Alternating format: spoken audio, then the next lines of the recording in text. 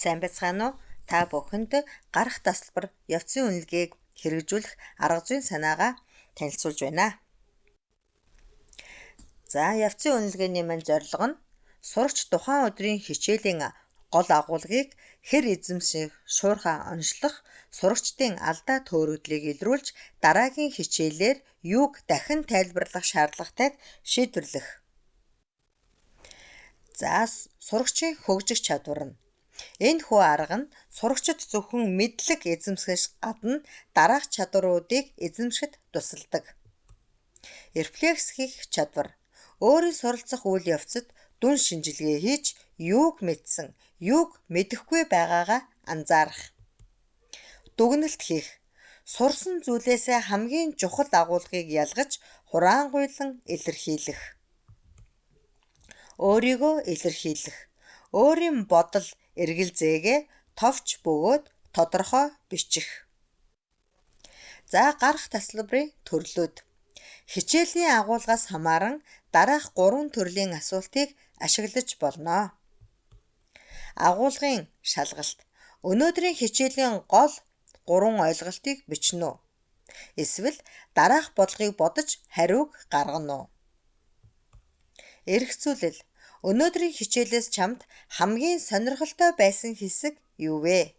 Чамд ойлгомжгүй үлдсэн нэг зүйлийг бичээрэй. Хэрэглээ.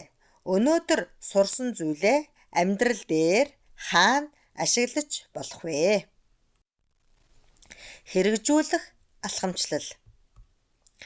Асуултаа төлөвлөх. Хичээл эхлэхээс өмнө би сурагчдаас яг юуг мэдхийг хүсэж байна вэ гэдгээ тодорхойлтно. Асуулт нь 1-3 минутанд багтаан хариулах боломжтой товч байх. 2-дугаар алхам цаг хуваарлах. Сурагчид асуултанд хариулж бичнэ. Энэ үед багш ямар нэгэн тусламж үзүүлэхгүй бөгөөд сурагчид өөрсдийн бодит чадвараар хариулна. 3-дугаар алхам нь гүйцэтгэх. Сурагчид ангиас гарахдаа хаалганы дэргэдэх тусгай хайрцагт хийх эсвэл багшийн ширээн дээр үлдээнэ. Алхам 4 нь хураан авах. Хичээл дуусахаас 5-7 минутын өмнө гарах тасалбарын үйл ажиллагааг эхлүүлнэ. Сурагч бүрт жижиг тасалбар тарааж өгнө. Алхам 5 нь дүн шинжилгээ хийх. Багш тасалбаруудыг дараах 3 хэсэгт ангилан багцлана. 1-дугаарт бүрэн ойлгосон. Энэ нь дараагийн шинэ сэдэвт шилжихэд бэлэн болсон байна гэсэн үг. 2-т нь дутуу ойлгосон. Зарим зүйл дээр эргэлзэж байгаа. За, 3-т нь ойлгоогүй.